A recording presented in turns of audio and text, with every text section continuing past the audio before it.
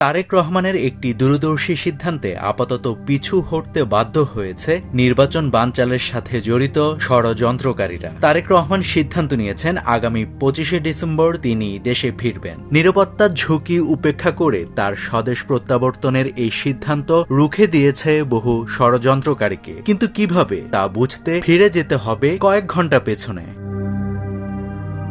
শুক্রবার দুপুর 2:30টার পর ওসমান হাদিকে গুলি করা হয়। এই ঘটনাকে কেন্দ্র করে দেশের রাজনৈতিক অঙ্গনে নতুন করে উদ্বেগ ও অস্থিরতা তৈরি হয়। ঘটনা প্রবাহ পর্যবেক্ষণ করে অনেক রাজনৈতিক বিশ্লেষক বলছিলেন, পরিস্থিতি ধীরে ধীরে সরকার, রাষ্ট্র এবং প্রধান রাজনৈতিক দলগুলোর নিয়ন্ত্রণের বাইরে চলে যাওয়ার আশঙ্কা তৈরি হয়েছে।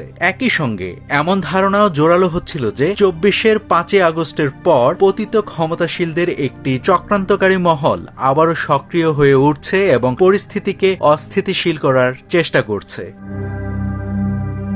শুক্রবার সন্ধ্যার পরপরই হঠাৎ করেই বিভিন্ন এলাকায় সহিংসতার খবর আসে। বাসে আগুন দেওয়া হয় এবং সব মিলিয়ে পরিস্থিতি আরও সন্দেহজনক হয়ে ওঠে। রাজনৈতিক বিশ্লেষকরা বলছেন, হাদিকে গুলি করার বিষয়টি নিছক দুর্ঘটনা হিসেবে দেখার কোনো সুযোগ নেই, বরং এটি একটি পরিকল্পিত হামলা যার পেছনে নির্দিষ্ট রাজনৈতিক উদ্দেশ্য আছে। বিশেষ করে জাতীয় নির্বাচনের তফসিল ঘোষণার ঠিক পরদিন এ ধরনের ঘটনা নতুন প্রশ্ন তৈরি করেছে। আবার শুরু থেকেই কিছু প্রভাবশালী মহল এবং রাজনৈতিক দল নির্বাচন আয়োজনের বিরোধিতা করে আসছিল। মুখে সরাসরি না বললেও কেউ কেউ চাচ্ছিল নির্বাচন না হোক, আবার কেউ চাচ্ছিল নির্বাচন হলেও তা যেন বিলম্বিত হয়।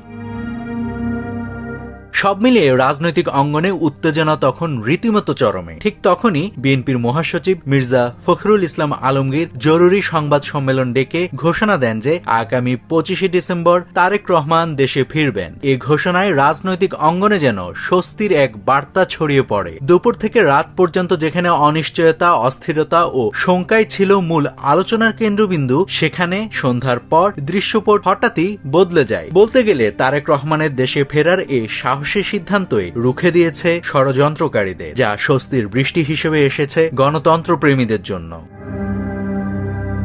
উল্লেখ্য, এর আগে বিএনপি চেয়ারপারসন বেগম খালেদা জিয়ার অসুস্থতা নিয়েও রাজনৈতিক অঙ্গনের একটি বিশেষ মহল তার ছেলে তারেক রহমানকে দুষছিলেন। সে মহলেরই কেউ কেউ দাবি করছিলেন তারেক রহমান আর ফিরবেন না বা বিএনপির রাজনৈতিক ভবিষ্যৎ অনিশ্চিত। বিএনপি নেতাদের অভিযোগ, এসব প্রচারণার লক্ষ্য ছিল বিএনপিকে দুর্বল করা। বিএনপির ভেতর যে কিছু সাংগঠনিক দুর্বলতা, মনোনয়ন নিয়ে অসন্তোষ এবং তৃণমূল পর্যায়ে বিশৃঙ্খলতা রয়েছে, সেগুলোকে আরও উস্কে দেওয়ার চেষ্টা করছিল সেই মহল। জীবন নাশের ঝুঁকিকে উপেক্ষা করে তারেক রহমান দেশে ফেরার সিদ্ধান্ত নিয়ে সেই সকল উস্কানিদাতাদের মুখ একেবারেই বন্ধ করে দিয়েছেন।